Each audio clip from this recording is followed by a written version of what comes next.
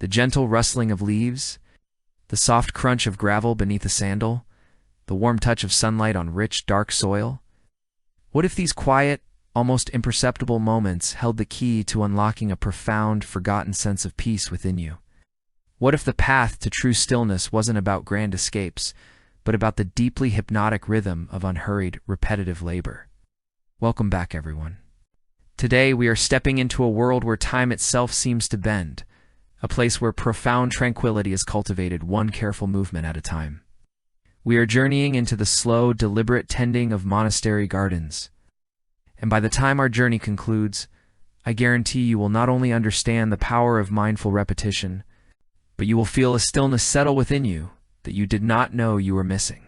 If you are seeking more moments of calm, more whispered tales of profound peace, then make sure you are subscribed to the channel. Hit that button and join our quiet community. So settle in, take a deep breath, and let the gentle rhythm begin.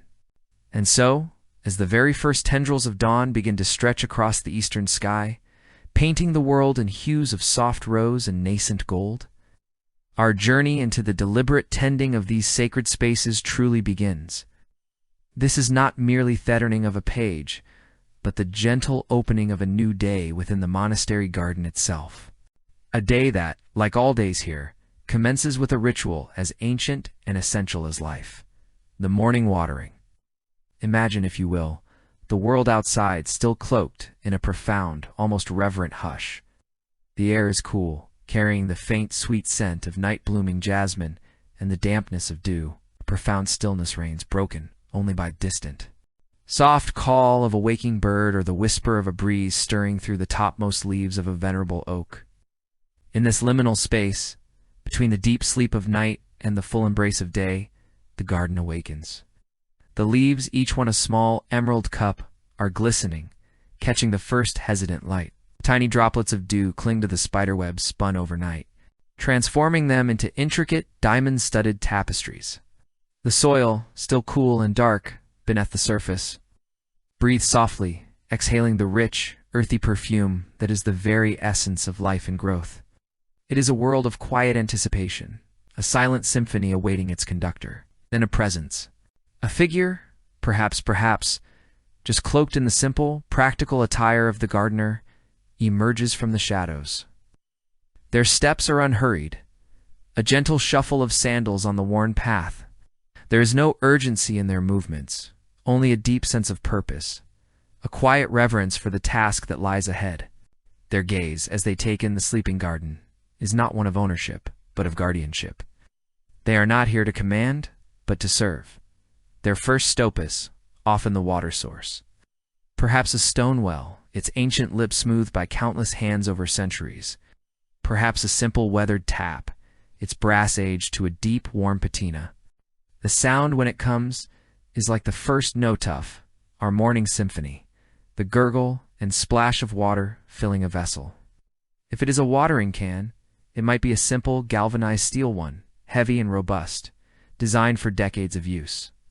The water, cool and clear, rushes into its hollow belly, creating a resonant hum that vibrates through the metal. The weight shifts in their hand as it fills, a tangible connection to the life-giving element. Or perhaps it's the slow, deliberate uncoiling of a hose, its rubber cool and supple in the morning air. The satisfying click as it connects, the brief hiss of air escaping, and then the steady, measured flow as the nozzle is opened. There is no wasteful gush, no aggressive spray. Instead, it is a controlled, mindful delivery, an understanding that water, though abundant, is also precious. With their chosen vessel now brimming, the monk turns to the garden. And here, our journey truly begins. This is not a broad, indiscriminate soaking. It's a conversation, an intimate communion between caregiver and plant. Each step is measured, each movement precise. The watering can is lifted with a gentle, fluid motion, its spout angled to deliver a soft, steady stream directly to the base of each plant, not onto the leaves where it might evaporate too quickly or encourage disease, but deep into the earth, where the roots, the very anchors of life, can drink deeply. The sound is mesmerizing, a soft, almost imperceptible shush as the water meets the dry soil, a gentle, thirst-quenching sigh, and almost immediately a transformation begins. The parched, dusty earth around the plant darkens, drinking in the moisture, becoming richer, more vibrant. A subtle yet powerful aroma rises, the deep, loamy scent of wet soil. Mingling with the fresh, herbaceous notes of lavender or rosemary, the sweetness of unfolding rose petals, or the sharp, peppery temps of nasturtium. This scent, known as petrichor, is primal, grounding, and instantly transports the senses to a place of deep calm. The monk's eyes, trained by years of observation, move slowly across the beds. They are looking for subtle cues, the slight drooping of a leaf, the dullness in the usually vibrant green, the telltale dryness of the topsoil. This is not a mindless task performed by rote. It is an act of deep attention, a meditation in motion. Each plant is regarded as an individual, with its own unique needs, its own silent language. The newly transplanted seedling might receive a more delicate, carefully directed trickle. The well-established bush, a more generous, sustained pour. The rhythm of this morning ritual is profoundly hypnotic. Lift, pour, move. Lift, pour, move.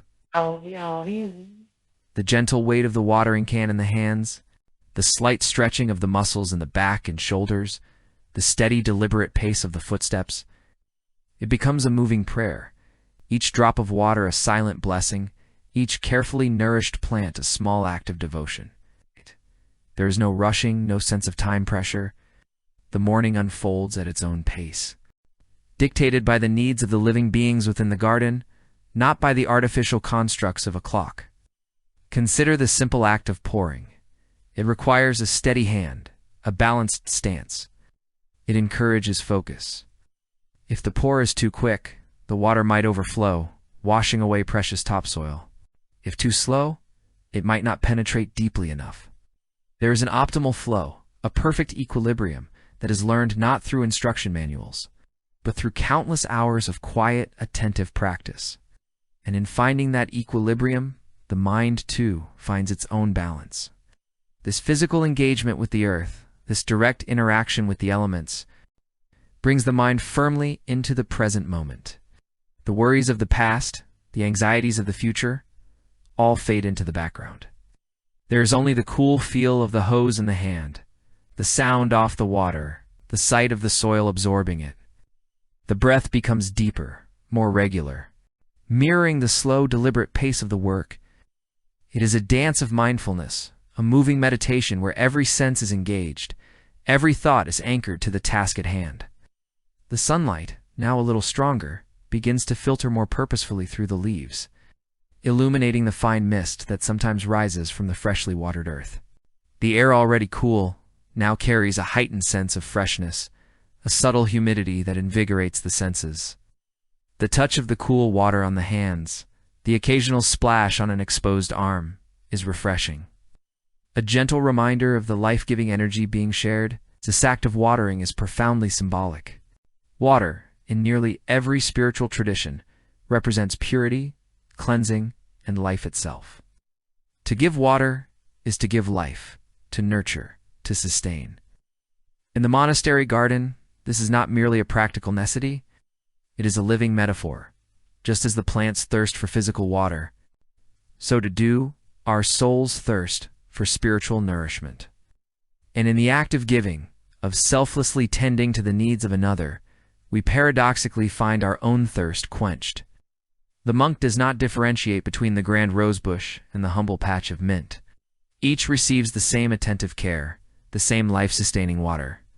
This mirrors the spiritual teaching of universal compassion, of extending care and love equally to all beings regardless of their perceived significance. Every leaf, every blossom, every hidden root system is part of the intricate tapestry of life, deserving of respect and nourishment. There is a deep lesson in patience here too. Water does not instantly transform a wilting plant. It works slowly, gradually, seeping down, reaching the roots, invigorating the cells. The monk understands this. There is no frustration, no urge to rush the process. They simply provideth water, and then trust in the inherent wisdom of nature to do the rest. This trust in the natural rhythm, this acceptance of the slow unfolding, is a powerful antidote to the fast-paced, instant gratification culture we often inhabit. As the sun climbs higher, the morning ritual slowly draws to a close. The ground is now uniformly damp, dark, and glistening. The plants stand taller, their leaves unfurled, their colors deepened, refreshed, and vibrant. The air is heavy with the mingled scents of damp earth and awakened botanicals. A soft, satisfied hum seems to emanate from the garden itself, a silent thank you for the morning's loving attention. The watering can is emptied, perhaps hung back on its hook, or the hose carefully recoiled. The monk takes one last lingering look at the transformed garden. There is a sense of quiet accomplishment, a deep satisfaction that comes not from conquering, but from nurturing. The garden is not only physically watered, but also imbued with a powerful sense of presence, a living testament to the power of mindful, repetitive care. This morning ritual sets the tone for the entire day. It grounds an individual in the present moment, reminding them of their connection to the earth and to the cycle of life. It instills a sense of calm purpose, a gentle readiness for whatever the day may bring. The subtle fragrance of damp soil lingers in the air, a constant, gentle reminder of the profound peace that can be found in the simplest, most fundamental acts of care. It whispers of a world where time is not a master, but a gentle companion, where every drop of water, every quiet step, every moment of presence is imbued with meaning and grace. This is the morning ritual of watering. More than just a chore, it is a meditation, a communion, and a profound act of devotion, sowing not only the seeds of growth in the garden, but also the seeds of peace within the human heart. As the last drops of water sink into the rich, dark earth, and the morning sun begins its slow ascent, painting the garden in hues of soft gold and emerald, a new chapter of daily care unfolds. The quiet satisfaction of the watering ritual, that deep connection to the life-giving essence. It is a task that, at first glance, might seem like a relentless battle, a constant struggle against an encroaching adversary. But in the tranquil world of the monastery garden, it is transformed into something far more profound, a dance of discernment, a practice of presence, and a quiet conversation with the very ground beneath one's hands. Imagine, if you will, the monk rising from their knees, their hands still damp from the hose, the subtle fragrance of damp earth clinging to their robes. They do not immediately reach for tools, nor do they rush headlong into the fray. Instead, there is a pause, a moment of gentle observation. Their gaze sweeps across the garden beds, not with an eye of judgment, but with one of careful attention, seeking out the subtle shifts. The tiny interlopers that have taken root since yesterday or last week. Weeds in the monastery garden are not seen as enemies to be vanquished with aggression, but rather as persistent teachers. They remind us of the constant pull towards distraction, the insidious way in which unwanted thoughts or habits can take root and drain the vital energy from our lives. Just as a garden weed competes for light, water, and nutrients, so do our inner weeds, our anxieties, our attachments, our unexamined assumptions, often at the expense of our true growth. The art of weeding then becomes an exercise in discernment. The monk must learn to distinguish between the nascent sprout of a desired plant and the clever mimicry of a weed. Some weeds are obvious, their forms starkly different from the cultivated greens. A kind of meditative concentration where the outer landscape of the garden mirrors the inner landscape of the mind. Each glance, each moment of identification, is a small act of clarity, training the eye and the spirit to see things as these truly are. The tools for this task are often simple, sometimes even rudimentary. A small hand-forged hoe might be used for larger areas, its blade glinting dully in the sunlight. Perhaps a short, sturdy trowel, worn smooth by years of use, lies nearby. But more often than not, the primary tools are the monk's own hands, bare, or perhaps protected by thin, well-worn gloves. There is a profound reason for this direct contact. It is through the hands that the gardener establishes an intimate connection with the soil, feeling its texture, its moisture, the subtle resistance of roots. This tactile engagement is not merely practical. It is a spiritual conduit, allowing for a deeper immersion in the present moment. As the monk kneels, perhaps on a small cushion or directly on the cool earth, their body assumes a posture of humility and devotion. Kneeling is a foundational stance in monastic life, a physical expression of reverence and surrender. Here in the garden, it connects them directly to the earth, to the very source of life. The soil, still slightly damp from the morning's watering, gives way beneath their weight with a soft give. The air, now warmer, carries the gentle hum of waking insects and the distant cooing of doves, creating a natural symphony that underscores the quiet purpose of the work. The process begins, not with a frantic tearing, but with a slow, deliberate exploration.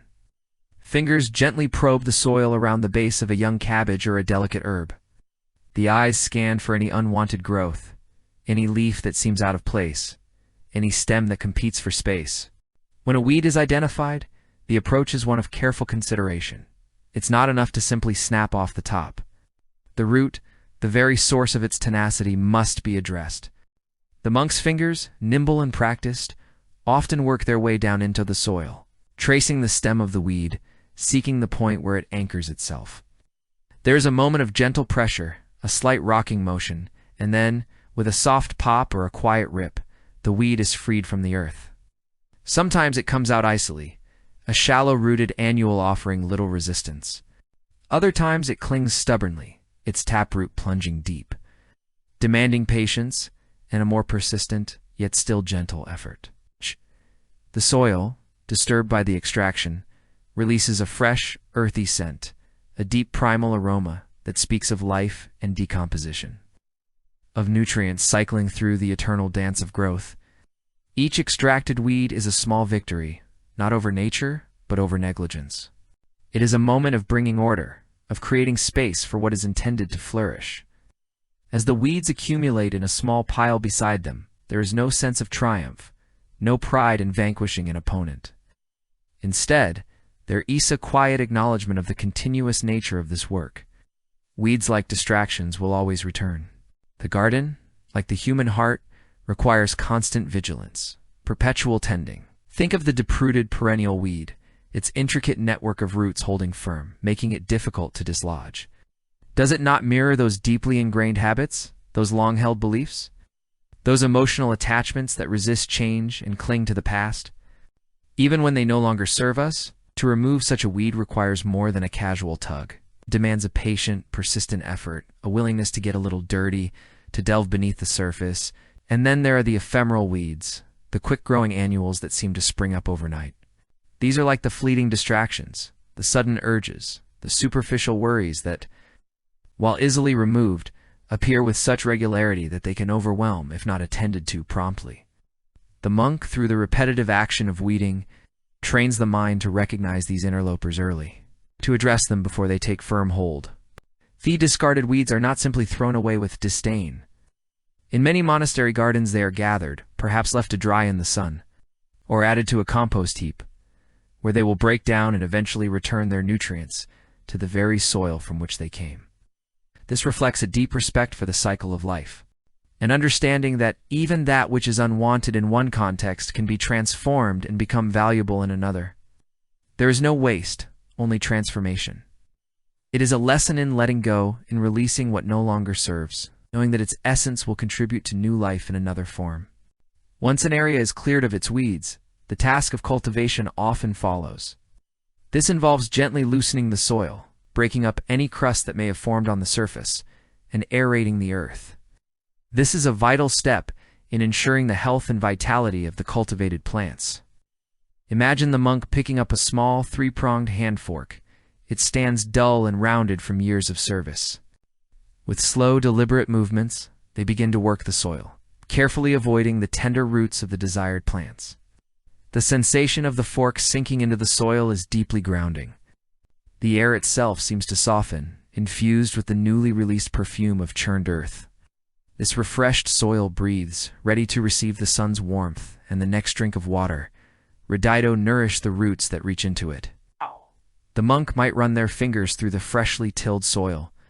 Feeling its fine particles, its cool, damp embrace, is a moment of profound connection to the elemental fabric of the world, a recognition of the soil as a living entity, a complex ecosystem in itself. We often allow our inner landscapes to become compacted. Cultivation, then, is the practice of softening, of breaking through the crusts of for own making, of creating space for new ideas, new perspectives, and deeper spiritual nourishment. It is about making the heart receptive, open to the whispers of wisdom. Just as the tilled earth is open to the sun and rain, the rhythm of these tasks, the bending, the reaching, the pulling, the loosening, is deeply hypnotic. It is a sequence of movements that, through repetition, transcends mere chore and becomes a form of moving meditation. There is no urgency, no clock to beat, no quota to meet. The work unfolds at its own pace, guided by the natural rhythms of the garden and the internal rhythm of the gardener. Each pull of a weed, each turn of the fork, is an opportunity to return to the breath, to feel the connection of body and earth, to quiet the incessant chatter of the mind. The very repetitiveness of weeding and cultivating becomes a profound aid to concentration for the monk. The hands perform their learned actions, freeing the mind to settle, to observe without judgment, to rest in the pure awareness of the present moment. The faint rustle of leaves as they are brushed aside, the soft sigh of the wind through the taller plants, the distant call of a bird. These sounds become part of the meditative fabric. Not distractions, but anchors to the here and now. The silence that often accompanies these tasks is not an empty silence, but a rich and full one. It is the silence of deep concentration, the silence of listening to the garden, to the subtle language of life unfolding. In this silence, the monk is able to observe the intricate beauty of the smallest creatures: ladybug meticulously traversing a leaf, an ant diligently carrying a crumb, a spider weaving its intricate web. These tiny details, often overlooked in the hurried pace of modern life, become sources of wonder and contemplation, revealing the profound interconnectedness of all living things. The monk understands that the garden is never finished. There will always be new weeds, always soil that needs attention, always plants requiring care. Just as spiritual growth is not a destination but a lifelong journey, so too is the tending of the garden. There is no final victory, only continuous engagement, continuous effort, continuous presence. This understanding fosters patience, humility, and a deep appreciation for the process itself, rather than solely focusing on the outcome. By the time the sun is high overhead, or perhaps beginning its gentle descent towards the afternoon, a section off the garden has been transformed.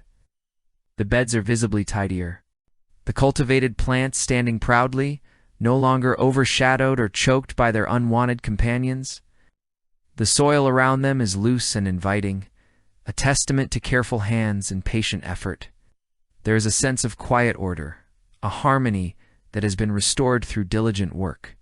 The monk, rising from their knees, feels a gentle ache in their back, a slight stiffness in their limbs. These physical sensations are not unpleasant. Rather, they are a tangible reminder of their connection to the earth, a badge of honest labor. Their hands, perhaps a little stained with soil, carry the subtle scent of damp earth and crushed greens. But the transformation is not only external.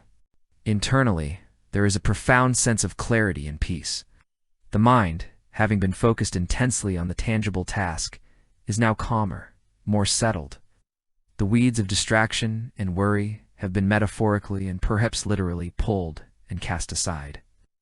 The soil of the inner being has been cultivated, made more fertile, more receptive to spiritual insight. This daily task of weeding and cultivation, therefore, is far more than mere horticulture. It is an act of meditation, a form of prayer, a profound teaching, connecting them deeply to the cycles of nature and the fundamental hiths of life. It whispers of a truth that the human spirit, like the garden, thrives when diligently tended, when unwanted elements are gently removed, and when the fertile ground is lovingly prepared for the blossoming of its true inherent beauty.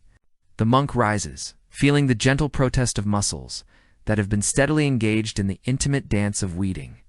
There is a deep, satisfying hum in the body, quiet exhaustion that settles not as weariness, but as a profound sense of having been present, truly present, in the living moment. The hands, still faintly bearing the earthy perfume of disturbed soil and bruised greens, now reach for a different tool, one that speaks not of uprooting, but of definition, the rake. Having tended to the vital heartbeat of the garden, the beds where life is intentionally cultivated, the attention now shifts to its arteries and veins, the pathways and boundaries that delineate the space, guide the foot, and for me, cultivated beauty. These are not merely functional thoroughfares. In the monastery garden, as in monastic life itself, paths and boundaries are imbued with meaning. Silent teachers of direction, containment, and clarity. Imagine the paths of a monastery garden. They are rarely grand, sweeping avenues. More often they are humble, often gravel or packed earth, sometimes lined with simple stones. They wind gently between beds of herbs, vegetables, and flowers, leading towards a quiet bench. A small shrine, or perhaps the cloister itself. Their purpose is to provide passage, yes, but also to invite contemplation, to slow the hurried step, to encourage a mindful journey. The first sweep of the rake begins. It is a familiar motion, a rhythmic, almost hypnotic engagement with the surface of the earth. The long wooden handle, smoothed by countless hands, rests comfortably in the grip. The tines, often metal, sometimes bamboo, whisper across the gravel or compact soil. Their ice a distinct satisfying sound, a gentle scratching that varies with the texture beneath, a soft hiss over fine sand, a more percussive crunch when encountering loose pebbles. Each stroke is deliberate, yet flowing, sweeping away the fallen leaves, thuin-blown dust, the tiny twigs that have drifted from nearby trees. The debris accumulated on a path is a testament to the garden's constant activity, its ceaseless breathing. There are the desiccated husks of last season's seeds, the brittle skeletons of leaves that have made their autumn descent, the occasional errant weed seedling that has dared to sprout in the unlikeliest of places. Sometimes a tiny feather dropped from a bird in flight or a forgotten pebble, dislodged from the bed's edge, finds its way onto the path. Each piece, however small, interrupts the uniform surface, subtly blurring the lines between order and natural entropy. The act of raking is, in essence, an act of restoration. It is about bringing back the clean slate, the clear line.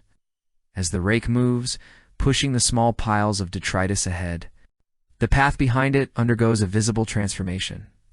The gravel, unsuscatored and uneven, regains its smooth, even texture. The earth, once faintly obscured, reveals its rich, dark surface. It is a small miracle, wrought by simple tools and steady hands, a testament to the power of consistent, mindful effort. For the monk, this work is far more than a chore. Raking embraces the broader canvas, the connective tissue, oft garden. The mind, having been focused intensely on the tangible task, remains tethered to the present moment. Yet it can also expand, taking in the wider landscape.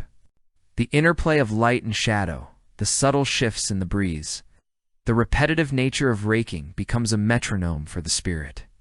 Stroke after stroke, the body settles into a rhythm, a gentle swaying, a quiet dance. The mind is invited to follow suit, to release its grip on angsty sand projections, and to simply be with the rake, the path, the sound, the breath. Each sweep becomes a small release, a letting go of accumulated mental clutter, just as the physical rake clears away the physical debris. There is a deep humility in this work. A path once raked will inevitably gather new debris. The wind will blow, leaves will fall, feet will tread. The work is never truly finished. It is a continuous cycle of tending, a constant reaffirmation of commitment. This understanding fosters patience, reminding the monk that life itself is a process of continual renewal and tidying, both externally and internally. It teaches that perfection is not a static state to be achieved, but a dynamic engagement with the ongoing flow of existence. Beyond the rake, the act of tidying extends to the very edges of these paths, the boundaries that give them their definition. These might be borders of carefully placed stones, their surfaces often softened by a delicate growth of moss, or low hedges of boxwood, their leaves a deep, glossy green. Clean line where the cultivated bed meets the walking surface, a testament to the sharp edge of a spade used with precision. Tidying these boundaries involves a different kind of attention, a more focused, almost surgical approach. It might mean carefully brushing away stray soil from the top of a stone, ensuring its form is clearly visible. It could involve a meticulous trimming of a hedge, not for dramatic shaping, but for neatness and uniformity, allowing each plant to express its inherent order without encroaching on its neighbor. This is about discernment, about respecting the integrity of each element within the garden's design. The placement of stones along a path or bed edge, for instance, can be a profound act. Each stone, unique in its shape and texture, is chosen and settled with care. It's not just about creating a physical barrier. It's about establishing a visual anchor, a sense of groundedness. A loose stone is reseated, its weight tested to ensure stability. A displaced pebble is returned to its rightful place, contributing to the harmonious whole. This quiet art of arrangement mirrors the internal work of settling one's own thoughts and emotions, finding the right place for each experience, creating a stable foundation for inner peace. The warm hands of the Viking people were not merely a poetic phrase. They were the central engine of this entire textile economy. These were hands calloused from field labor, fingers nimble from spinning, palms strong from weaving. These were hands that knew the subtle differences between wool types. The precise moment a flax plant was perfectly retted, the delicate touch needed to draft a fine thread. They were hands that worked communally, sharing the burden of large tasks like shearing or fulling, where woven cloth was pounded and shrunk to make it denser and warmer. The warmth was literal, too. Working with fibers, especially wool, by the hearth, drawing on the natural lanolin, or perhaps the slight dampness of the processing, infused the fibers with the presence of the maker. There was a direct, tangible connection between the hands that prepared the fiber and the clothes that protected the body. Every garment, every blanket, every piece of sailcloth was imbued with this human effort, this patient dedication. This intricate dance of human hands and natural fibers was not just about survival. It was about culture, community, and deep, abiding respect for the resources of their world, the very feel of a finished piece of Viking cloth, whether the comforting scratch of wool or the cool linen against the skin, carried with it the echoes of those tireless hands. The rhythmic sounds off their labor and the deep, earthy sense of the processes that brought it into being. Having now appreciated the meticulous journey of these fibers, we are ready to understand the next crucial step in their story, the deliberate, purposeful act of folding, which speaks not only to practical need, but to the profound value placed on every single thread. Having now appreciated the meticulous journey of these fibers, we are ready to understand the next crucial step in their story, the deliberate, purposeful act of folding, which speaks not only to practical need, but to the profound value placed on every single thread. Imagine, if you will, the humble longhouse, the flickering hearth, casting dancing shadows upon the packed earth floor. The air, perhaps, is thick with the scent of wood smoke, simmering stews, and the faint, earthy aroma of drying wool. In this world, where every resource was precious, and every object crafted with intention, nothing was left to chance, especially not the preservation of one's most valuable possessions. And few possessions held more intrinsic value than cloth. In the Viking Age, cloth was more than mere fabric.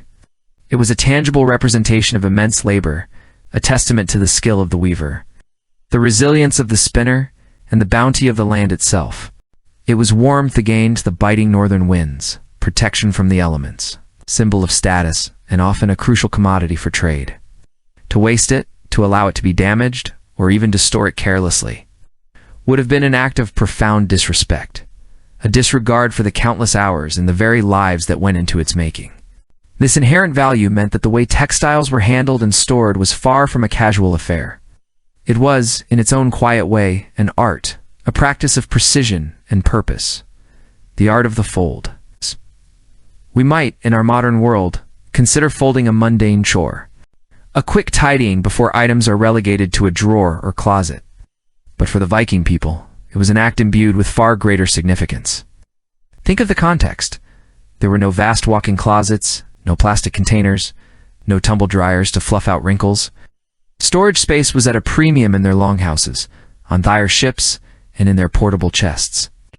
Every item had its place, and every effort was made to maximize efficiency and longevity. The fold, therefore, was not merely about neatness. It was a fundamental practice for survival and resource management, One of the most immediate and practical reasons for the precise folding of cloth was, quite simply, space. Longhouses, while communal and bustling, had finite storage. Families lived together, often with their animals, in shared, open plant spaces. Belongings were typically kept in wooden chests, often intricately carved and bound with iron, or perhaps on simple shelves and pegs. Within these confines, every inch mattered. Neatly folded tunic or blanket occupied a fraction of the space OFA crumpled, haphazard heap. By compacting textiles into manageable, uniform shapes, they could be stacked, stored, and retrieved with far greater ease, ensuring that precious items were not lost or damaged in the daily hustle and bustle. Imagine the difference between trying to pack a chaotic pile of garments into a chest and arranging carefully folded rectangles that fit snugly together, maximizing every available void. This practical consideration alone would have elevated folding from a simple task to a necessary skill. Beyond space, folding guarded essential protection. Textiles, particularly wool and linen, were vulnerable. Moths could infest wool, mice could gnaw through fibers, dampness could lead to mildew, and prolonged exposure to light could cause colors to fade. By carefully folding and stacking textiles, especially within closed chests, a layer of defense was created. The outer layers of a stack would bear the brunt of any potential damage, shielding the more delicate or less frequently used items within. Furthermore, the act of folding reduced the surface area exposed to dust and grime. It wasn't perfect, of course, but it was a deliberate measure to safeguard a valuable asset from the natural depredations of time and environment. The chest itself, often made of robust wood, acted as a primary barrier, and within it, the ordered layers of folded cloth provided an internal sanctuary. Consider the rhythmic process itself. Imagine the weaver, perhaps a woman, having just spent weeks, or even months, at the loom. The rhythmic clack of the beater echoing through the longhouse. Her finished masterpiece, perhaps a robust wool blanket or a fine linen tunic, now lay before her. This was not a piece of fast fashion, easily replaced. This was an objective, monumental effort and intrinsic worth. How then would she treat it? With the same care and respect that went into its creation, she would smooth it, perhaps on a clean, flat surface, a wooden table, or even the carefully swept hearth and floor. Her hands, calloused and knowing, would guide the fabric, aligning edges with an almost instinctive precision. The first fold, a crisp line down the center, then perhaps another and another, until the large expanse of cloth was transformed into a neat, compact rectangle. This was not simply about tidiness, it was about honoring the material, acknowledging its journey from raw fiber to finished form. The very nature of the fibers dictated particular folding approaches. Wool, with its natural elasticity and bulk, would have been folded differently than crisp linen. Woolen garments such as tunics, cloaks, and trousers tended to be thicker and held their shape well once folded. A carefully pressed fold in wool would retain its form, creating defined edges that could then be stacked without collapsing. Linen, on the other hand, made from flax fibers, was smoother, less elastic, and prone to sharp creases if folded too tightly or left for too long. While modern clothing care often involves trying to avoid creases in the Viking Age, these creases were a natural and expected consequence of storage, often seen as a sign of a well-kept item rather than a flaw. The choice of how to fold, whether tightly or more loosely, would have been influenced by the specific textile and its intended purpose. A delicate, finely woven linen headscarf might be rolled or loosely folded to prevent harsh lines, while a sturdy wool cloak might be folded into a dense, protective block. The act of folding also played a crucial role in transport and trade. The Vikings were renowned travelers and traders, their longships traversing vast distances across seas and rivers. Space on these vessels was severely limited, and cargo needed to be compact, secure, protected from the harsh marine environment. Bolts of cloth carefully folded or rolled would have been a common sight in the holds of their ships. Imagine the meticulous process of preparing these trade goods. Textiles, perhaps dyed with vibrant plant colors, painstakingly woven, then folded into precise uniform packages, ready to be exchanged for silver, furs, or other valuable commodities. A well-presented, neatly folded piece of cloth would also inspire confidence in its quality. a silent testament to the craftsmanship and care of its makers. This principle extended to personal travel as well. A warrior embarking on a raid, or a settler journeying to a new land, would pack their essential garments and blankets, carefully folded to make the most of their limited baggage. The act of folding, in this context, was an integral part of preparing for the journey, a ritual of readiness and anticipation. Beyond these practical considerations, the purposeful fold carried deeper, unspoken meanings rooted in the profound value and respect afforded to these handmade textiles. In a society where mass production was millennia away, every thread represented an investment of time, energy, and skill. To casually crumple or disrespect a piece of cloth would have been akin to disrespecting the very hands that made it and the resources it consumed. The careful act of folding was a daily, tangible demonstration of gratitude and appreciation. It elevated the cloth from a mere utility to an object deserving of deliberate care. Consider the presentation of textiles. Even in a society focused on practicality, there was an aesthetic dimension.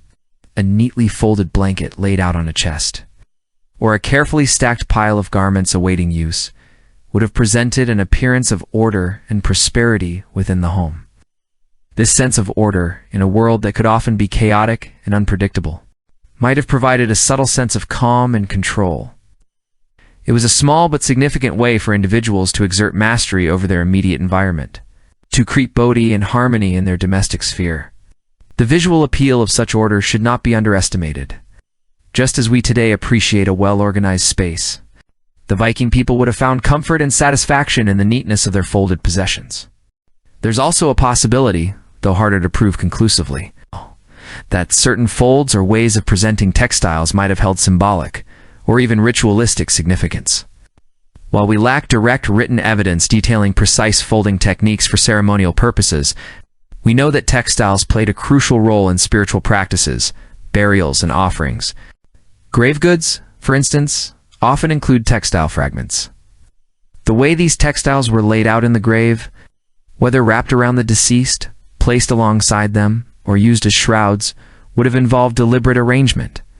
Could specific folds have been used to prepare a textile for an offering to the gods, or for inclusion in a burial mound?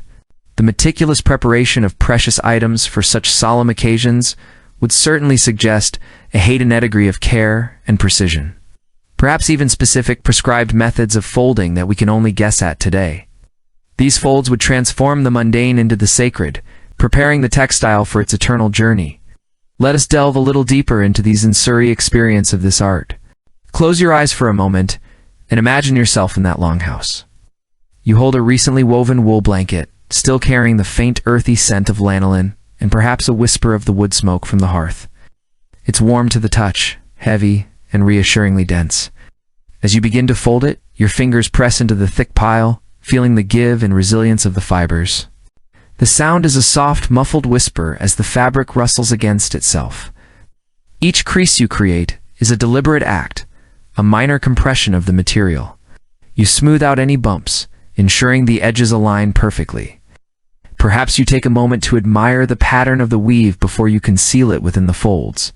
Then, imagine a piece of fine linen, perhaps a tunic or a veil. It feels cooler, smoother, almost silken against your skin. As you fold it, the sound is a distinct, crisp rustle, a sharper whisper than the wool. The edges are more definite, the crease is sharper, creating precise geometric lines. You can feel the distinct stiffness of the flax fibers as they bend, remembering their previous shape.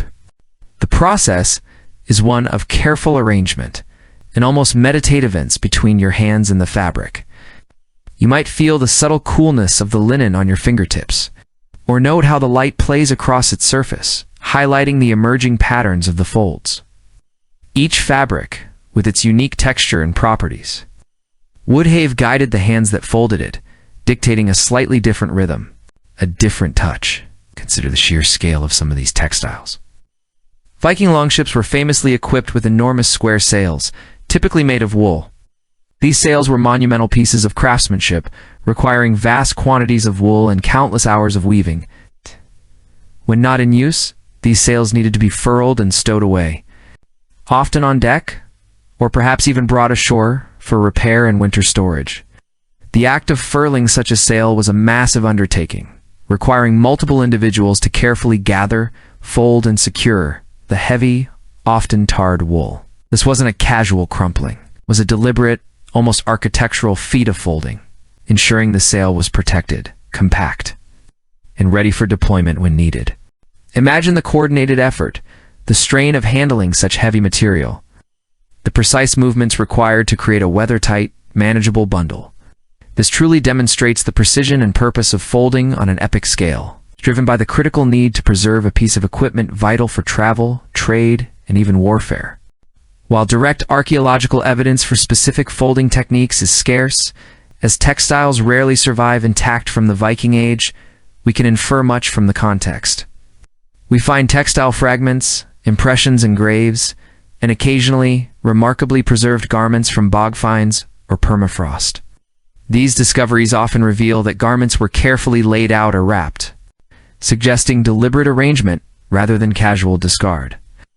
The very act of placing something carefully in a burial, for instance, implies a level of respect and intention that would naturally extend to how that item was prepared, likely involving folding or precise arrangement. Experimental arco also plays a role. By recreating Viking Age textiles and attempting to store and transport them using period-appropriate methods, modern researchers can gain insights into the practical challenges and solutions, often rediscovering the elegance and efficiency of historical folding practices. The methods that emerge are almost always precise, purposeful, and designed for longevity and optimal use of space. The art in the art of the fold, then, was not about creating an ornate, visually complex pattern, but about mastering functional beauty of utility. It was about an intuitive understanding of materials, a respect for craftsmanship, and a deep appreciation for the resources that sustain life. Every fold was a quiet affirmation of value, a small act of preservation, and a testamento, the meticulousness that permeated Viking daily life. It was a practice rooted in necessity, yet elevated by the care and intention bestowed upon it. This precise, purposeful folding wasn't just a chore. It was an integral part of how Viking people interacted with their most precious possessions, binding practicality with a profound sense of respect. And in this repetitive, deliberate act, we begin to glimpse the deeper rhythms that shaped their lives. We've explored how the careful folding of cloth in Viking times was a practical necessity, a testament to the value placed on resources, and an almost intuitive understanding of material science. It was an act of precision, imbued with purpose, transforming a simple piece of fabric into a ready-to-use, well-preserved item. But these were not singular, isolated acts. This precise, purposeful folding was a recurring ritual, woven into the very fabric of daily life and ongoing in them that permeated the Viking home. And in that rhythm, in that steady repetition, something more profound began to emerge, a meditative practice. Imagine, if you will, the cool, quiet hours after the main chores of the day had settled. The fire in the hearth might still be glowing, casting long, dancing shadows across the packed earth floor and the sturdy timber walls. Perhaps the scent of wood smoke and a recent meal still lingered faintly in the air, mingling with the earthy fragrance of the home itself. Outside, the wind might be a gentle whisper through the eaves, or a fierce, blustery roar, reminding everyone of the wild, untamed world beyond the protective walls. But inside, in the soft glow, there was a different kind of quiet, a quiet that invited introspection and focused attention. It is in these moments that a woman, or perhaps a man, might have sat down with a stack of freshly laundered garments or textiles buying prepared for storage or transport. The clothing, perhaps a tunic, a cloak, or a length of woven linen, would have been clean, perhaps still carrying the faint, fresh scent of outdoor drying, or the subtle, comforting aroma of herbs tucked away to deter pests. As the hands reached out, the texture of the cloth itself would have been the first sensation, the resilient, springy strength of wool, perhaps still retaining a whisper of its natural lanolin, or the crisp, almost cool touch of well-spun linen. Smooth beneath the fingertips, the act would begin. Gentle smoothing of the fabric, palms pressing out any errant wrinkles, feeling the warp and weft beneath the skin. This initial contact was not rushed. It was a moment of connection, a silent acknowledgement of the effort that had gone into producing this textile, from the sheep grazed on distant pastures to the long hours of spinning, dyeing, and weaving. Each thread, each fiber held a story of labor and resource. And the hands that now prepared it for its next use were simply continuing that story. Then, the first fold. A deliberate movement, aligning edge to edge, ensuring the corners met with quiet precision. The soft, almost inaudible rustle of fabric on fabric would be the only sound. A gentle whisper accompanying the focused movements. The eyes would follow the lines, guiding the hands, ensuring symmetry. Brain, freed from the urgent demand soft survival, or the complex calculations of trade, it could settle into a different kind of awareness. One centered entirely on the tactile and the visual. This was not mindless repetition. On the contrary, it was highly mindful. Each fold demanded attention, a subtle judgment of tension, an awareness of the fabric's unique properties. A thicker wool cloak would respond differently than a fine linen undergarment. The hands, through countless repetitions, would have developed an almost unconscious wisdom, knowing just how much pressure to apply, how to guide the edges without straining the weave, how to achieve that perfectly neat, compact bundle. And as the folds accumulated one after another, a rhythm would establish itself. It was the rhythm of the breath, perhaps slowing and deepening as the mind became absorbed. It was the rhythm of the hands, moving with practiced ease, a dance learned over years of similar tasks. This rhythm, steady and unbroken, had a profound effect on the inner landscape. It created a quiet space, a sanctuary for the mind. In a world where life was often unpredictable, where the harsh realities of nature and the demands of raiding or trading could bring sudden change and danger, these moments of rhythmic repetitivity activity offered a profound sense of stability and control. The simple act of folding cloth, of bringing order to material possessions, could be a grounding force. It was a small pocket of peace, a personal retreat from the often turbulent external world. For a mind accustomed to vigilance, to planning, to responding to immediate threats, this repetitive task allowed for a different kind of mental engagement. It didn't demand intense problem-solving, but rather a gentle, focused attention. This is precisely the kind of activity that modern neuroscience tells us can induce a meditative state. The brain, no longer distracted by a multitude of stimuli, can settle into a more coherent pattern of activity. Thoughts might still arise, but they would often drift by like clouds across a vast sky, observed rather than clung to. The focus remained on the physical sensations, the feel of the fabric, the movement of the fingers, the steady rhythm of the breath. In this state, the boundaries between the task and the self could begin to dissolve. The person was not merely folding cloth. They were in the act of folding. There was a unity between intention, action, and material. This immersion, this flow state, is a deeply satisfying human experience. It is where we often feel most present, most connected to the moment. Perhaps during these quiet moments, memories might surface. Memories of the journey where this cloak kept them warm, of the feast where this tunic was worn, of the person who spun the yarn or wove the fabric. The act of folding became a quiet contemplation of history, both personal and familial. It was a way of honoring the stories embedded within the threads, acknowledging the hands that had touched them before. Each crease and tuck wasn't just about preparing for future use. It was a gentle caress of the past. Consider the role of this practice in a society that valued tangible wealth. Textiles, as we've discussed, were incredibly valuable. They represented a significant investment of time, labor, and resources. To fold them carefully was not merely a chore. It was an act of guardianship, a stewardship of precious assets. This sense of responsibility, when carried out with repetitive air, could itself be a source of quiet pride and purpose. It was a subtle yet powerful affirmation of one's role in maintaining the household's well-being. The rhythms of repetition and folding cloth were also deeply connected to the larger rhythms of Viking life and the natural world. Life in the north was dictated by seasons, the long dark winters, the frantic energy of spring planting and summer trading, the harvest in autumn. Textile work, from the shearing of sheep to the final folding of garments, was a cyclical process that mirrored these natural rhythms. The long winter evenings were ideal for indoor tasks like spinning, weaving, and the meticulous preparation of clothing.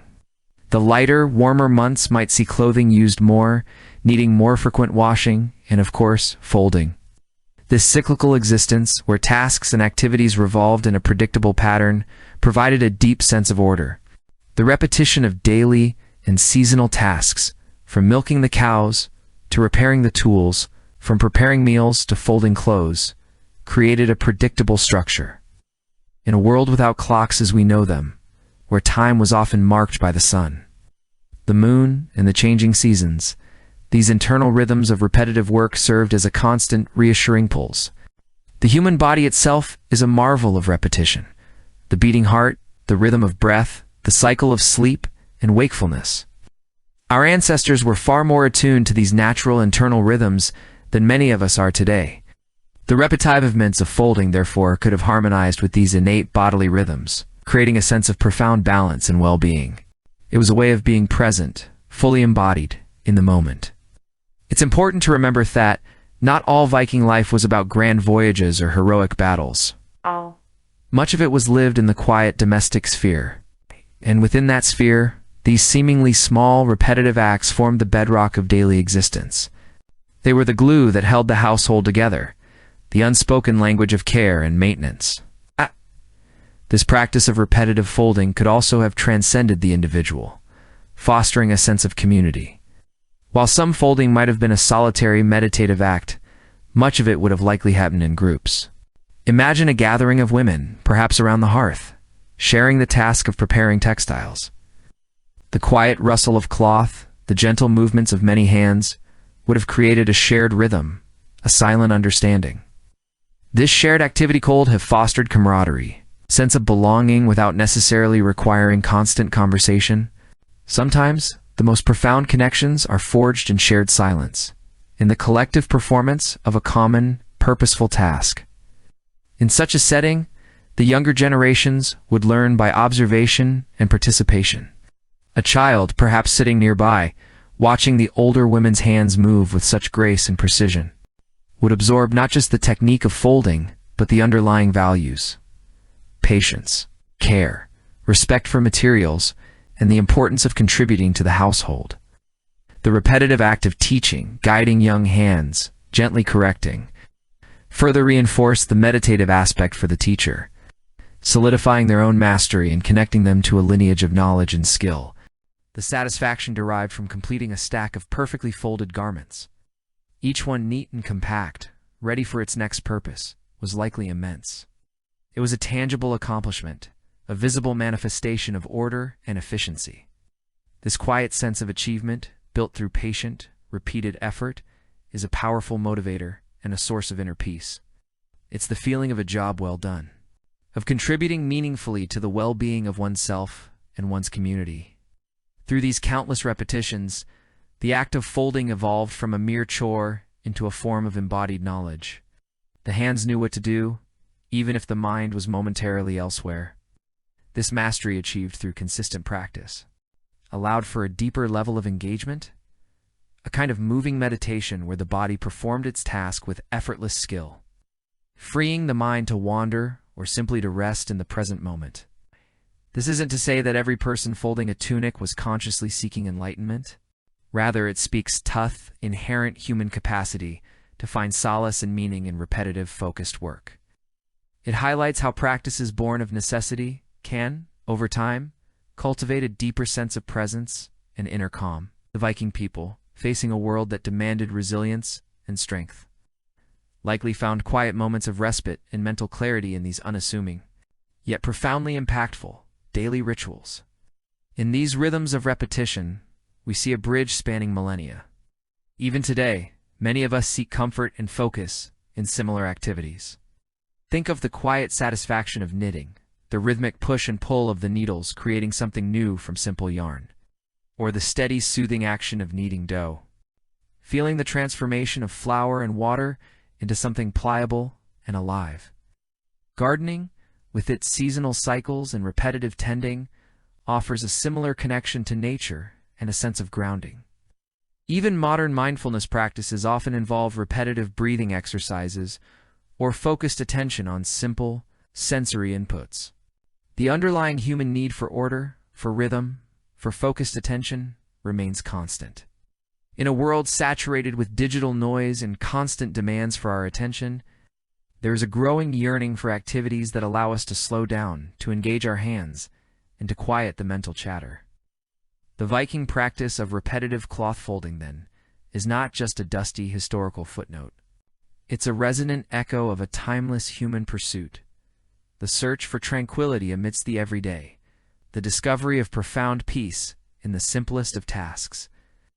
It reminds us that often, the path to a calmer mind is found not in seeking grand revelations, but in embracing the gentle, steadfast rhythms of repetition that have always been a part of the human experience. It is a quiet testament to the enduring wisdom found in the steady, intentional work of our hands. Having explored the profound tranquility found in the repetitive folding of cloth, we now turn our gaze to what became of these meticulously prepared textiles. The act of folding was merely one stage in a cycle of creation, care, and utility. Once a garment, a blanket, or a piece of valuable fabric had been carefully pressed and creased, its journey continued. It moved beyond the immediate touch of the hands that had smoothed its surface, entering a realm of practical storage and, perhaps more significantly, symbolic meaning within the heart of Viking society. Imagine, if you will, the interior of a longhouse as evening descends. The central hearth, the beating heart of the home, casts its flickering light upon the wooden walls, warming the air with the scent of wood smoke and roasting meat. The family has gathered, the day's labors winding down. Perhaps a mother is carefully stacking a pile of freshly washed and folded linen tunics, their subtle scent a testament to clean water and sunshine, now infused with the gentle aroma of the peat fire. A daughter might be placing a heavy wool cloak, folded precisely, into a carved wooden chest that sits at the foot of her family's sleeping platform. These weren't just random piles of fabric. Each fold, each stack, each placement had purpose. In a world where possessions were fewer but infinitely more valuable than in our modern lives, textiles represented not just comfort and warmth, but also considerable wealth and an investment of immense labor. Preserving these items was paramount, and the diligent act of folding was the first step in a larger system of careful storage. The primary method of storage for these precious textiles was within chests, often crafted from robust wood, sometimes reinforced with iron bands or adorned with simple carvings. These chests served as the family's wardrobe, linen closet, and safe deposit box, all rolled into one. They would have been placed strategically within the longhouse, perhaps near the sleeping platforms where they were easily accessible yet protected. The thick wooden lids offered a degree of protection against the ever-present dampness that could permeate even the most robust structures, and also from the unwelcome attention of rodents and insects. Beyond chests, we can envision cloth being stored on simple shelves or carefully hung on pegs or racks along the longhouse walls. Heavier items, like cloaks or furs, might have been draped over beams, taking advantage of the rising warmth from the central fire, which would help to keep them dry. The smoke itself, which permeated every corner of the longhouse, actually served as an excellent natural insect repellent and even a mild preservative, helping to protect organic materials like wool and linen from decay. While we might find the constant smell of smoke overwhelming today, for the Vikings, it was simply the scent of home. It's an invisible guardian for their cherished possessions. The particular folding techniques we've discussed, the tight, methodical creasing, were crucial for maximizing space, a perpetual concern in the communal living arrangements of a longhouse. A well-folded garment took up less room, allowing more items to be stored efficiently.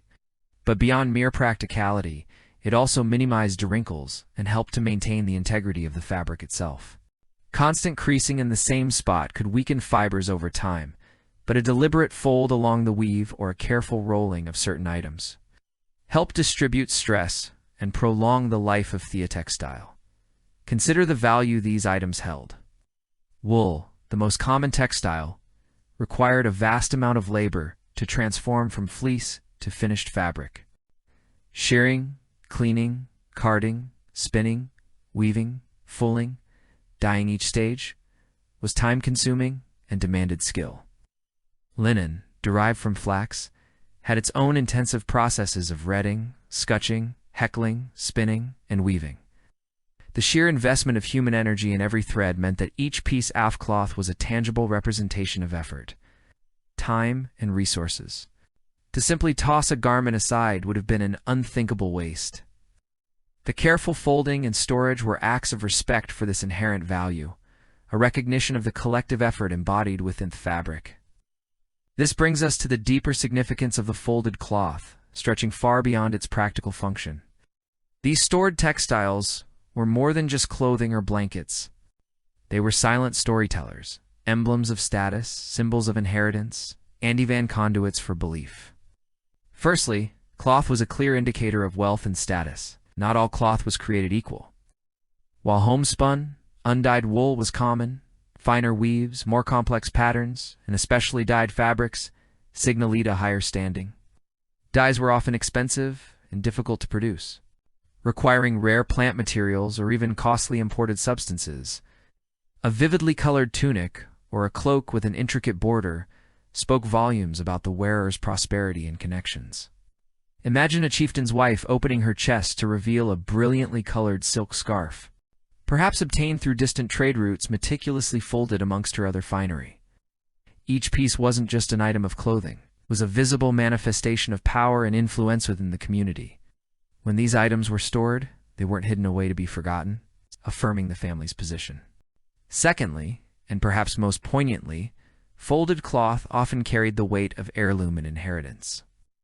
In a time before written wills were common for most, possessions passed down through families were crucial. A particularly fine wool blanket, a well-made tunic, or a ceremonial cloak might be handed down from mother to daughter, father to son, generation after generation. These weren't just functional items. They were imbued with the memories and stories of those who had worn them before. A faded, intricately woven belt, carefully folded, might have been worn by a respected ancestor. Touching it, unfolding it, preparing it for the next wearer would have been an intimate connection to the past, a tangible link in the chain of family history. The very act of folding such an heirloom was an act of preserving not just the fabric, but the legacy it represented. Consider the stories etched into the very fibers, the saga of a journey, the warmth during a harsh winter, the embrace of a loved one. When a descendant carefully unfolds such an item, they aren't just revealing a piece of fabric. They are unfurling a tapestry of family lore, a silent conversation across centuries. The gentle creases, the subtle wear, the lingering scent of smoke all contribute to a narrative that transcends words, connecting the living to the long departed. Thirdly, the careful storage of cloth spoke to practicality and preparedness. The Viking year was defined by harsh seasons, voyages, and unexpected events. A family needed a diverse array of textiles. Heavy cloaks for winter, lighter tunics for summer, spare garments for travel, and extra cloth for guests or in case of an emergency. The act of folding and organizing ensured that these items were ready when needed. If a sudden journey was announced or an unexpected visitor arrived, a neatly folded, well-preserved garment could be quickly retrieved, demonstrating foresight and hospitality. This meticulous organization was not merely aesthetic. It was a cornerstone of survival and social grace in a demanding world. Beyond the practical, there was also a significant ritual and belief aspect tied to textiles. Cloth played a role in ceremonies, offerings, and particularly in death. Grave goods discovered in Viking burials often include fragments of textiles, sometimes finely woven and carefully placed. The deceased might be laid to rest in their finest garments or wrapped in special shrouds. These textiles, likely carefully folded before burial, were not just accompaniments. They were part of the transition, symbols of respect, and perhaps even intended to serve the individual in the afterlife. The care taken in preparing these funerary textiles mirrors the care given to everyday items, elevating the act of folding from a mundane task to one imbued with sacred meaning when applied to the rites of passage. We also see how folded cloth contributed to personal identity and expression. While modern fashion offers vast individual choice, Viking clothing, while constrained by available materials, still allowed for personal flourishes. A skilled weaver might incorporate unique patterns. A dyer might achieve a particularly desirable shade. These carefully crafted items, when stored, were not just generic textiles. They were my tunic, our family's best blanket, the cloak my mother wove. The choices made in their creation and their subsequent preservation reflected a sense of self and family pride, distinct from others. The folded garments in a chest were a collection of individual identities, each piece speaking to the skills of its maker and the personality of its wearer. Finally, the very existence of carefully folded and preserved cloth speaks to the profound communal and economic significance of textiles in Viking society. Textile production was often a collective endeavor, especially spinning and weaving, which brought women together. The finished products could be used for trade, bartering for other goods or services. A well-organized store of cloth represented not just individual wealth, but also a community's productive capacity and its ability to engage with the wider world. The system of production, use, and meticulous storage of cloth was a vital artery in the economic and social lifeblood of the Viking Age. So, when we consider the folded cloth within a Viking home, we are looking at something far more complex than just tidiness. We are seeing the physical manifestation of deeply held values, the importance of wealth, the reverence for ancestry, the wisdom of preparedness, the power of ritual, and the essence of identity. Each neatly creased garment, each carefully stacked blanket, was a testament to human ingenuity, resilience, and connection. The act of folding, then, was not an endpoint, but a bridge of transition from actives to preserved potential.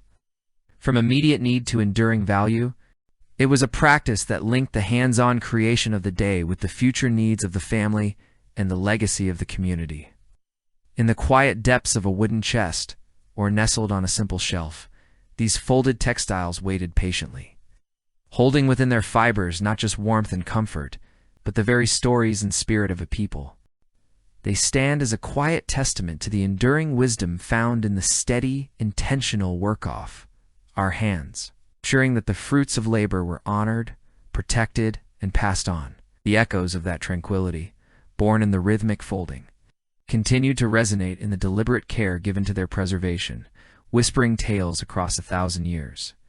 The journey we have embarked upon, tracing the simple, repetitive motion of folding cloth in a Viking home, has led us through forgotten corridors of daily life, revealing layers of meaning far richer than we might have initially imagined. We began with the tactile sensation of wool and linen, the quiet hum of the hearth, and the steady breath of those who painstakingly brought these fibers to life. We moved through the practical necessity of order, the almost ritualistic precision of each crease, and the profound economic and cultural significance woven into every thread. Now, as our exploration draws to a close, we are left not with a list of facts, but with a lingering impression. A profound sense of an ancient wisdom that speaks to us, across the chasm of 1,000 years. The enduring echoes of tranquility. Consider for a moment the very essence of that tranquility. It wasn't the absence of hardship, for the Viking Age was undeniably a period demanding immense resilience and strength. It was, rather, a tranquility born within the rhythm of labor, a quiet strength found in the intentional engagement with the world. Imagine the hands calloused by work, yet moving with a delicate precision as they smoothed a woven tunic. These were hands that had wielded axes, managed sails, tilled earth, and spun thread. Now they cradled a finished garment, a testament to hours, days, weeks of shared effort. In that moment off-folding, the outside world, with its unpredictable winds and demanding harvests, might have receded, replaced by the immediate, calming reality of fiber and form. This was a tranquility deeply rooted in ***, the reverence for craft and the fruits of labor. ***, each garment, each blanket, each sailcloth represented an immense investment of time, skill, and communal effort. From the shearing of the sheep or the retting of the flax, through the carding, spinning, dyeing, and weaving, the journey of textile creation was long and arduous. It was a journey of patience, collaboration, and expertise. To then carelessly cast aside such a precious item would have been unthinkable. The act of folding was an acknowledgement, a quiet homage to every step of that journey. It was a way of saying, this is valuable, this is worthy of care, This represents the very best of our collective endeavor. The smooth press of hand against fabric, the careful alignment of edges, the deliberate tightening of the bundle, each motion reaffirmed the intrinsic worth of the item and the profound respect held for its creation.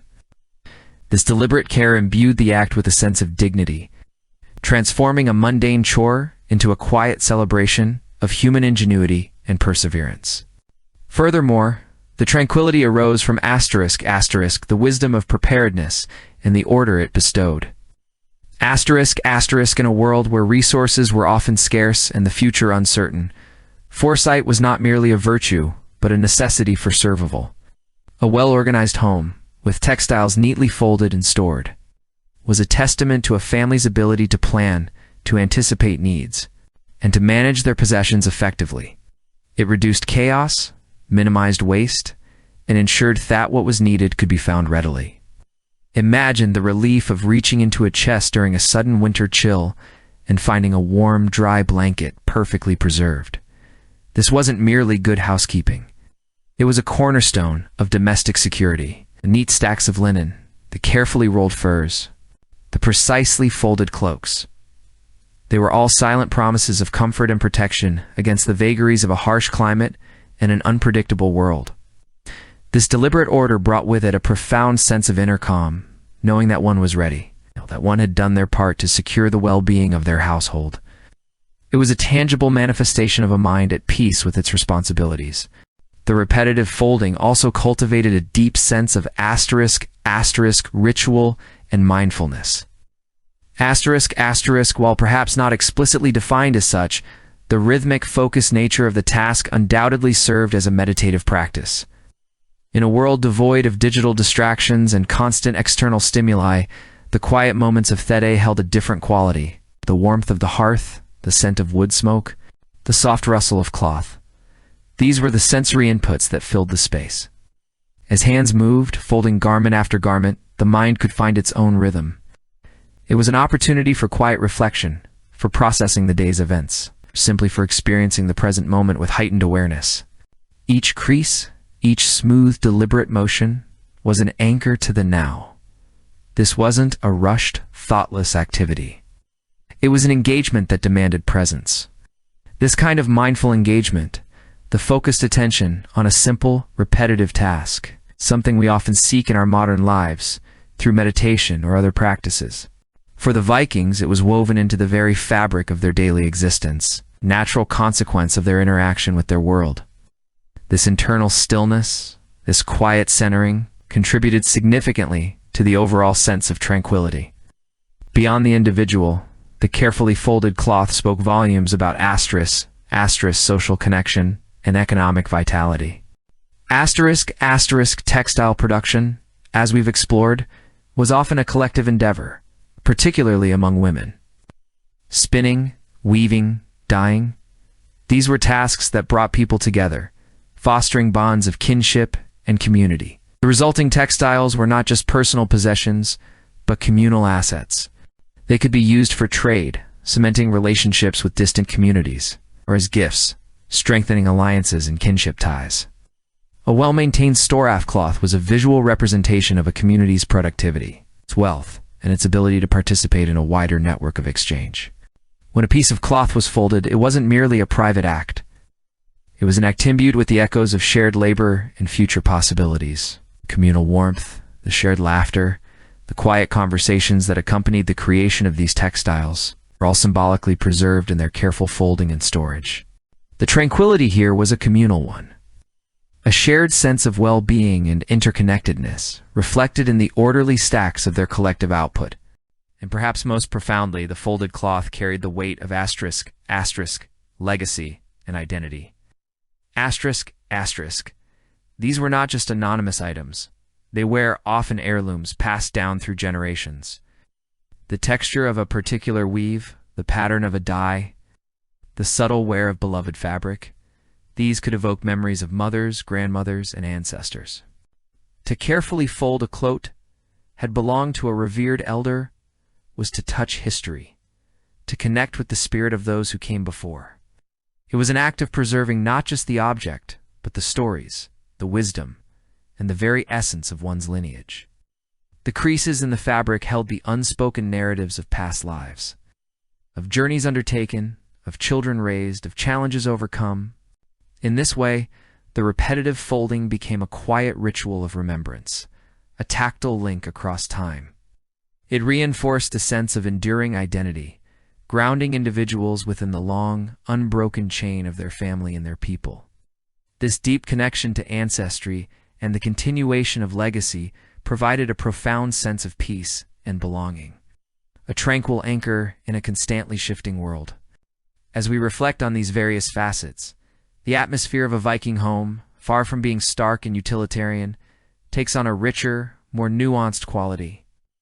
We can almost perceive the quiet industry, the purposeful movements, the steady rhythm of life unfolding. The air might have been thick with the scent of wood smoke, drying herbs, and the earthy aroma of wool, catching the subtle gleam of a meticulously folded linen tunic. The only sounds might have been the crackle of the fire, the soft scuff of feet on an earthen floor, and the gentle whisper of fabric as it yielded to careful hands.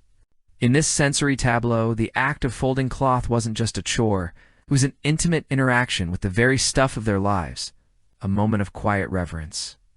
The echoes of this tranquility resonated them today. In our own frenetic, hyper-connected world, we often yearn for moments of stillness, for practices that ground us and reconnect us to the tangible. We seek mindfulness, often through structured meditation, or through the deliberate engagement in hobbies that require focus and repetitive motion, like knitting, pottery, or gardening. These are modern echoes of the ancient wisdom embedded in the Viking practice of folding cloth. It reminds us that profound peace can be found not just in grand gestures or exotic journeys, but in the deliberate, intentional handling of the everyday. It speaks to the enduring human need for order, for meaning in our work, and for a connection to something larger than ourselves. The Vikings, through their steady hands and their respect for the materials they worked with, understood instinctively that care begets care. By honoring their textiles, they honored the resources of the earth, the labor of their community, and the legacy of their ancestors. They wove a tapestry of order and meaning, one fold at a time, creating a profound sense of harmony within their homes and within their lives. So, the next time you carefully fold a warm blanket or stack a pile of freshly laundered clothes, take a moment to pause. Feel the texture beneath your fingers. Observe the simple geometry of the fold. Let your mind settle into the rhythm of the motion. In that quiet act, you might just find yourself tapping into a timeless practice, connecting with the echoes of tranquility that have resonated through human history for millennia. You might feel a subtle shift, a quiet grounding, as you participate in a tradition that speaks of value, of purpose, and of the enduring wisdom found in the steady, intentional work of our hands. These are the whispers of 1,000 years, still resonant, still offering solace, still inviting us to find peace in the purposeful simplicity of everyday life. The quiet wisdom of the fold endures, a gentle reminder that even in the seemingly smallest of actions, we can discover profound depth and a lasting sense of calm. It is a legacy woven not just into fabric, but into the very spirit of human endeavor, forever whispering tales, off-care, connection, and the quiet dignity of a well-ordered life. Imagine Astrid, her strong, calloused hands moving with a practiced grace honed by years of quiet dedication. Picture the muted light of a longhouse filtering through the smoke vent, casting soft shadows on the stacked textiles. Feel the smooth, cool linen or the resilient, textured wool as she aligns each edge, pressing out the creases with a gentle, reassuring firmness. Each fold is a tiny prayer, a silent affirmation of order and purpose in a world that often felt vast and unpredictable. The rhythmic whisper of cloth against cloth, the subtle shift as another piece joins the neat pile, creates a symphony of calm. It is in these unhurried moments, in the embrace of such simple, repetitive tasks, that the deepest peace often resides. It is a peace born not of absence, but of presence, of full engagement with the here and now, a mindful connection to the materials, the home, and the silent rhythm of life itself. The legacy Astrid and her kin wove extends far beyond the threads of their looms. It is a living testament to the enduring power of gentle hands, quiet focus, and the profound solace found in the deliberate, repeated acts of care that truly build a home and nourish the soul. And so, the wisdom of the fold, passed down through generations, continues to offer its soothing embrace, inviting us all to discover a tranquil haven within the everyday. Thank you for joining me on this journey into the quiet corners of history. If you found a moment of peace with us today, please consider subscribing to Whispervale for more tales designed to calm and captivate. And perhaps find another story to accompany you on your path to rest. Until next time, may your days be filled with quiet wonders and peaceful reflections.